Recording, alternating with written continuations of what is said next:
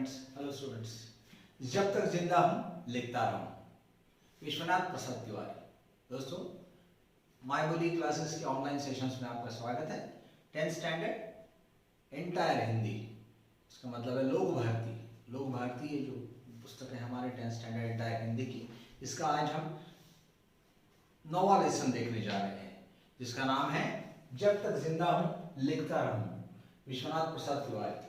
दोस्तों, ये जो है ये एक साक्षात्कार है जिसको हम इंटरव्यू कहते हैं। इसमें विश्वनाथ प्रसाद तिवारी जो लेखक हैं, उन्होंने ये इंटरव्यू लिया है अमृतलाल नागर जी से।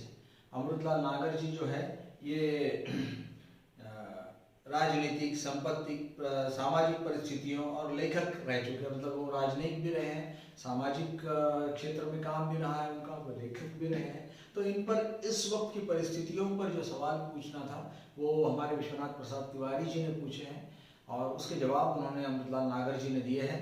तो हमारे विश्वनाथ प्रसाद तिवारी जी जो है उनका जन्म जो है 1941 में देवरिया उत्तर प्रदेश में हुआ है और ये हिंदी जगत के जाने माने कवि है, लेखक है, आलोचक है और संपादक है और बहुत ही संवेदनशील रचनाकार है। इनकी प्रमुख कृतियां देखिए क्या क्या है उनके नाम। फिर भी कुछ रह जाएगा, कविता संग्रह। अज्ञेय पत्रावली, ये निबंध है इनका। अंतहीन आकाश, एक यात्रा है। अमेरिका और यूरोप के बारे में भारतीय बल, एक यात्रा संस्मरण है। बहुत सुंदर सुंदर चीज दी है। और प्रस्तुत साक्षात्कार जो है उसमें विश्वनाथ प्रसाद तिवारी जी ने नागर जी से तत्कालीन राजनीतिक, सामाजिक परिस्थितियों और लेखकों के बारे में अनेक प्रश्न पूछे। इन सभी का जीवन और लेखन पर कितना और किस तरह का प्रभाव पड़ा, इसे साक्षात्कार के माध्यम से जानने का इन्होंने प्रयास किया है। दोनों व्यक्ति जो है विश्वनाथ प्रसाद तिवारी और अमृतलाल नागर, ये दोनों अपने अपने क्षेत्र के बहुत बड़े व्यक्ति हैं, जाने माने व्यक्ति हैं। तो एक दूसरे का इन्होंने जो साक्षात्कार लिया है, ये हमारे विश्वनाथ प्रसाद जी ने इनका साक्षात्कार लिया है। आपको बहुत मजा आएगा, ठीक है। देखते हैं हम लोग। कुछ डिफिकल्ट वर्ड्स आए तो मैं उसे एक्सप्लेन करूँगा। चलिए, तिवारी जी, विश्वनाथ जो लेखक है वो पूछ रहे हैं, नागर जी मैं आपको आपके लेखन के आरंभ काल की ओर ले जाना चाहता हूँ।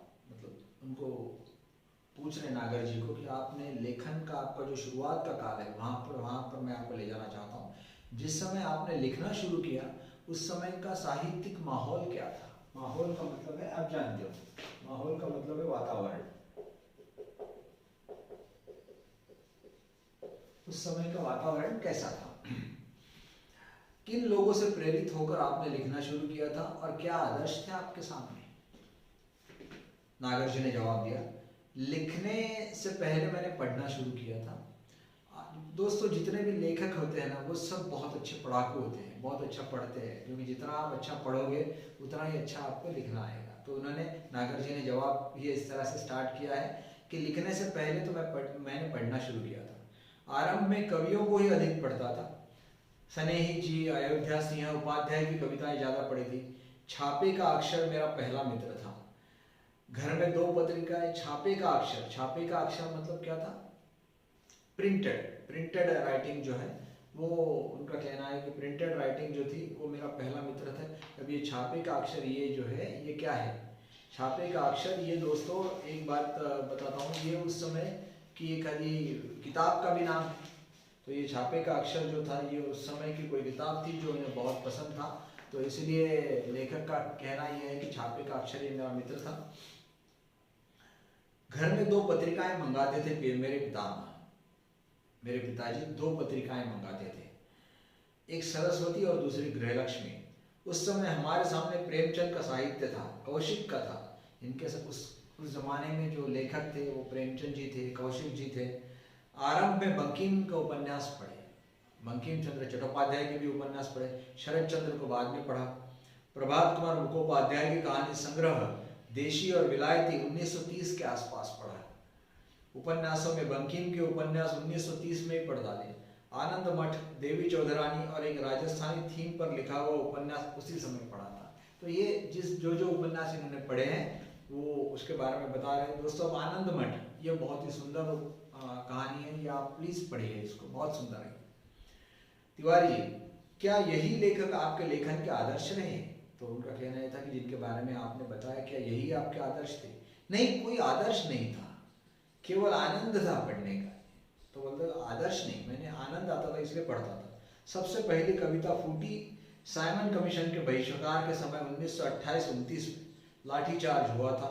इस समय से ही पहली कविता फूटी, कब लो कहो लाठी खाए। इसे लेखन का आरंभ माना जाए। तो लेखन का कहना है कि उस समय साइमन कमीशन आया था। तो साइमन कमीशन में लाला लाजपत राय को बहुत चोटें आई थी और उनकी मृत्यु हुई थी। तो उसी पर से प्रेरित होकर ये हमारे जो अमृतलाल जी नागर हैं, उन्होंने लिखा, उन्होंने बोला कि मेरी पहली कविता तब से लिखी थी मैंने, उसका नाम था कब लो कहो लाठी खाए। ये कविता मेरी लेखन का आरंभ है, इसी से मेरा लेखन चालू है। इस घटना के बाद आप राजनीति की ओर क्यों नहीं गए? आप राजनीति की ओर क्यों नहीं गए? नागर जी का कहना था नहीं गया क्योंकि पिताजी सरकारी कर्मचारी थे। 1929 के बाद मेरी रुचि बढ़ी, पढ़ने में भी और सामाजिक कार्यों में भी। लेकिन मेरी पहली कहानी छपी 1933 में, अपशकुन। तो नागर जी की पहली कहानी का नाम क्या है? अपशकुन। तुम्हारे गोरखपुर के मन्नन द्विवेदी लिख रहे थे उन दिनों। तो ये लेखक जो है हमारे विश्वनाथ प्रसाद तिवारी, ये गोरखपुर से हैं।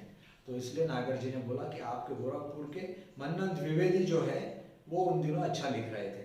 चंडी प्रसाद हृदयेश थे जिनकी लेखन शैली ने मुझे बहुत प्रभावित किया था। तो एक चंडी प्रसाद हृदयेश, उनकी लेखन शैली भी लेखक को बहुत, अमृतलाल नागर जी को बहुत पसंद थी।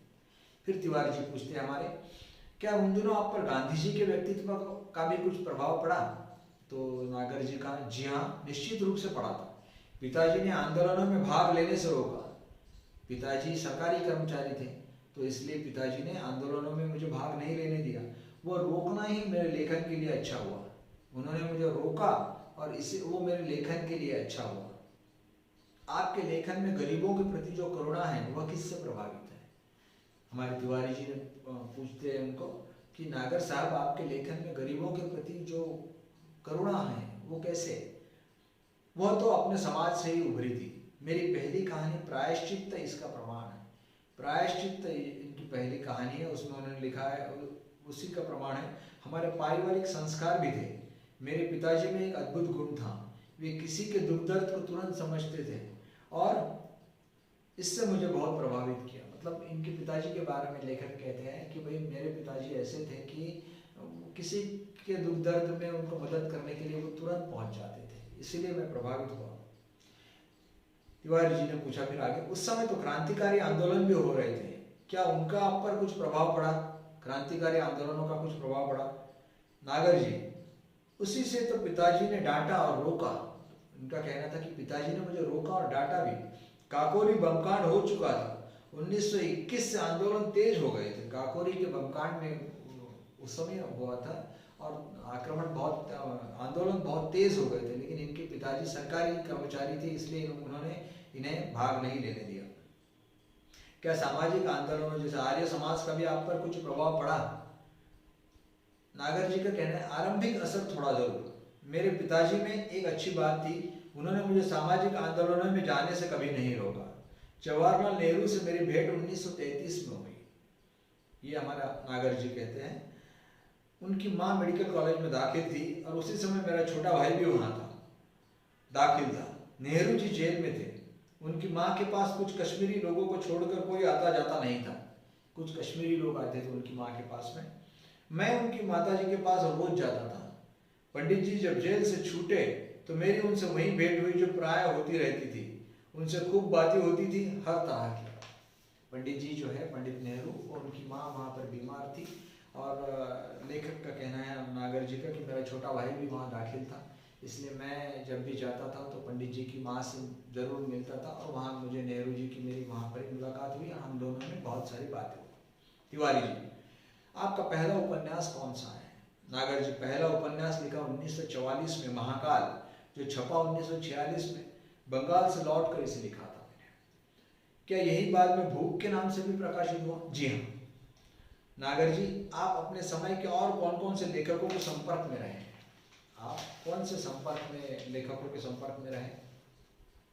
नागर जी, इनका कहना, जगन्नाथ दास रत्नाकर, गोपाल राय गहमणी, प्रेमचंद, किशोरीलाल गोस्वामी, लक्ष्मीधर वाजपेयी, आदि के नाम याद आते हैं। दोस्तों आपको ये सब नाम जो है ये याद रखने पड़ेंगे, क्योंकि ऐसा है कि इन नामों का आगे आपको इसका उपयोग होने वाला है। ठीक है, कि लेखकों के लेखन पर किसका प्रभाव था। तो ये सब नाम जो है जगन्नाथ दास रत्नाकर, गोपाल राय गहमनी, प्रेमचंद, किशोरीलाल गोस्वामी एंड लक्ष्मीधर वाजपेयी, ये नाम ध्यान में रखिए।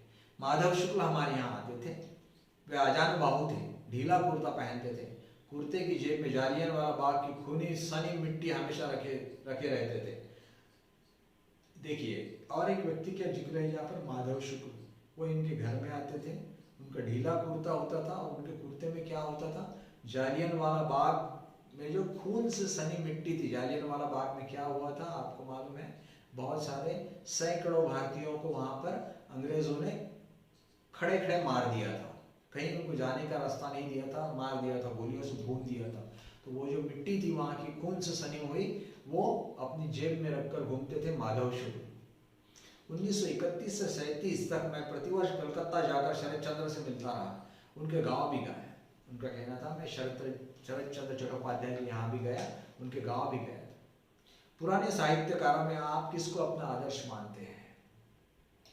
तुलसीदास को तो मुझे घुट्टी में पिलाया गया है। उन्होंने कहा आपने कुछ दिन पहले गोस्वामी तुलसीदास जी की एक अपने पास में रचनाएं थी, बहुत सुंदर थी। आपको चौपाई दोहा आपको याद होगा, बराबर है।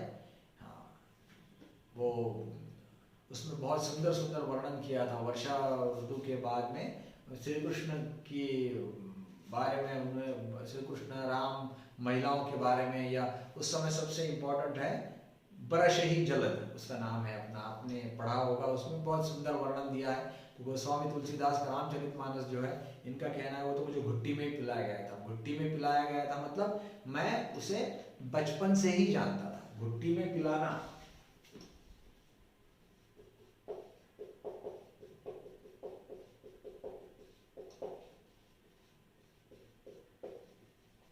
बचपन से ही पढ़ता हूँ।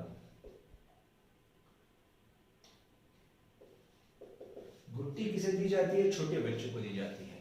अब इनका कहना है कि रामचरितमानस या गोस्वामी तुलसीदास जी तो मुझे घुट्टी में ही मिल गए थे, मतलब मैं जब से छोटा था तब से ही उनको पढ़ता था। बाबा शाम को नित्य रामचरितमानस मुझसे पढ़वा लेते थे, श्लोक जबरदस्ती याद करवाते थे, मतलब उनसे सभी रामचरितमानस के श्लोक जो है वो सब याद करवाते थे, इनका कहना था। नागर जी, आपने खंजन नयन में सूरदास के चमत्कारों का बहुत विस्तार से वर्णन किया है, क्या इन पर आपका विश्वास है? लेखक पूछ रहे हैं कि इनका एक खंजन नयन नाम का एक लेख है या कविताएं हैं, तो उसमें आपने सुंदर उसका वर्णन किया है सूरदास के चमत्कारों का, तो कैसा किया है? नागर जी, नेत्रहीनों के चमत्कार हमने बहुत देखे हैं, उनकी भविष्यवाणियां कभी कभी बहुत सच होती है। सूर पंचशती के अवसर पर काफी विवाद चला था कि सूरदास जन्मांध थे या नहीं। सवाल यह है कि देखता कौन है, आंख या मन? आंख माध्यम है और देखने वाला मन है। कितना सुंदर कहा है। आंख से आप देखते नहीं हो, आंख तो एक माध्यम है और देखता आपका मन है।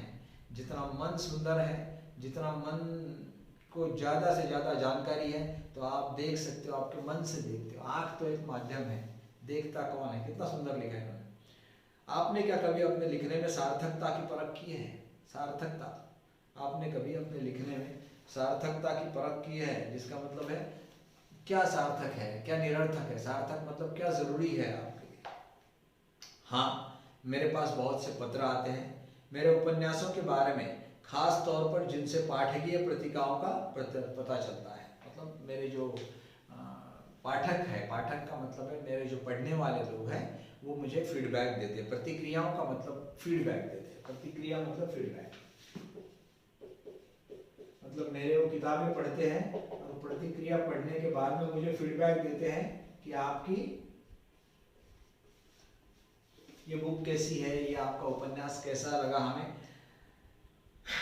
नागर जी, आपने भ्रमण तो काफी किया है। हाँ, पूरे अखंड भारतवर्ष का, पेशावर से लेकर कन्याकुमारी तक, बंगाल से कश्मीर तक, इन यात्राओं का यह लाभ हुआ कि मैंने कैरेक्टर, चरित्र बहुत देखे और उनके मनोविज्ञान को समझने का मुझे मौका मिला। उनका कहना है कि हाँ, मैं बहुत घुमा हूँ, इससे मुझे बहुत सारे नए नए लोग मिलते रहे।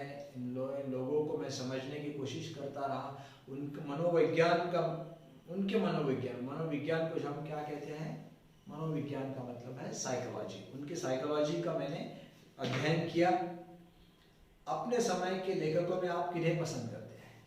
आपके जो दोस्त लोग हैं आपके साथ में, जिसको हम आपके वक्त के लोग हैं, कंटेम्प्रेरी जो आपके लोग हैं, उनमें से किसको आप पसंद करते हैं? अगर दिल से पूछा तो एक ही आदमी उसे बहुत प्यार करता हूँ, और वह है रामविलास शर्मा।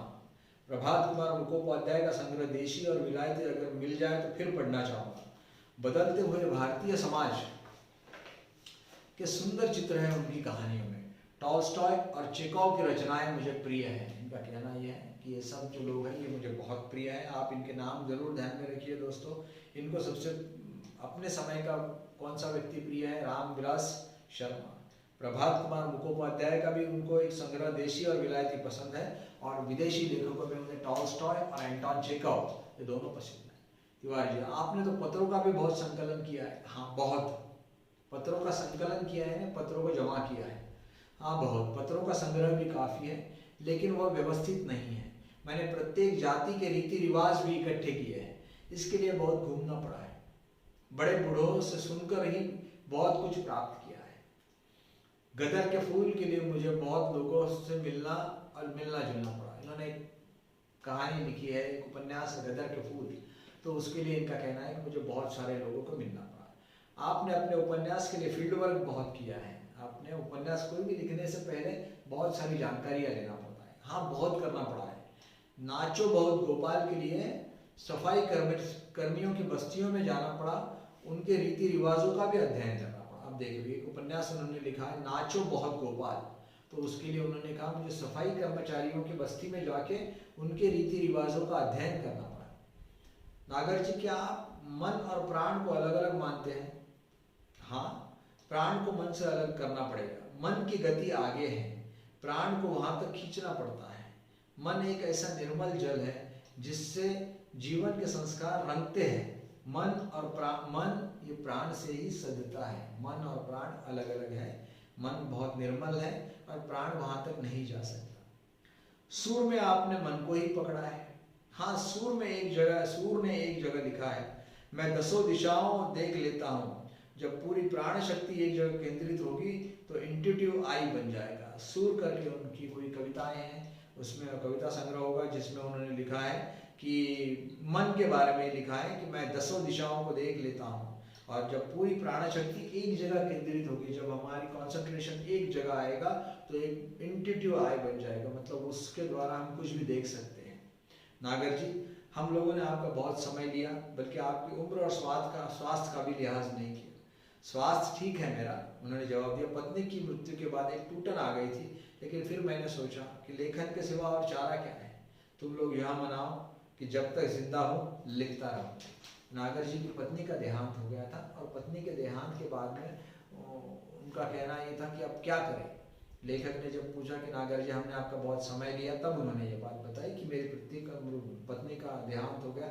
उसके बाद में कुछ दिन से मैं टूट गया था, लेकिन बाद में मैंने सोचा कि लिखूंगा नहीं तो क्या करूँगा। तब फिर मैंने सोचा कि जब तक जिंदा हूँ लिखता रहूँ। बस ये सोचकर मैं आज भी लिखता रहा।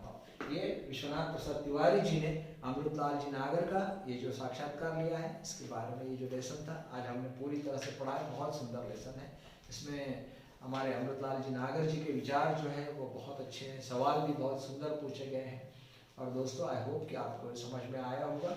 इनकेस कोई प्रॉब्लम रहा तो आप वीडियो फिर से देख सकते हो, लेकिन आपके पास में किताब रहना जरूरी है।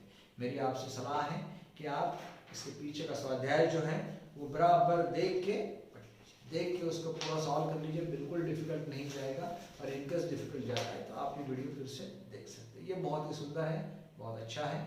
इसके बाद का जो वीडियो हमारा रहेगा उसमें हम प्रेमचंद जी की एक बहुत ही सुंदर पूरा पठन है, वो बूढ़ी काकी। अब बूढ़ी काकी, प्रेमचंद जो है वो बहुत ही क्या कहेंगे कि एक मील का पत्थर है। बस वो ऐसा नाम है हिंदी साहित्य में कि बस जिसके आगे सब लोग झुक जाते हैं। तो प्रेमचंद जी की बहुत सुंदर कहानी आगे की वीडियो में पढ़ेंगे। तब तक आपसे मेरा सलाह है कि आप ये जो भी आज का जो लेसन है इसे 1 बार 2 बार देखिए, और उसके पीछे का स्वाध्याय जो है वो बराबर ढंग से उसे समझिए, और उसके बाद में उसके क्वेश्चन आंसर्स लिखिए, और वर्क बुक सॉल्व करने की एक आदत डाल दीजिए। ठीक है, आपके पास में जो भी वर्कबुक है उससे सॉल्व कर लीजिए। आगे की वीडियो में, ये जो वीडियो था पहले हमारा, मैं आपकी जानकारी के लिए बता दूं, ये मायबोली कोचिंग क्लासेस का ऑनलाइन वीडियो का सेशन चल रहा है। और ये आज हमने आज जो हमने लेसन देखा, उधर जब तक जिंदा हूँ लिखता रहूँ। इसके आगे की वीडियो में हम प्रेमचंद जी का लेसन देखेंगे। तब तक आप अपनी पढ़ाई जारी रखिए। ठीक है, थैंक यू वेरी मच।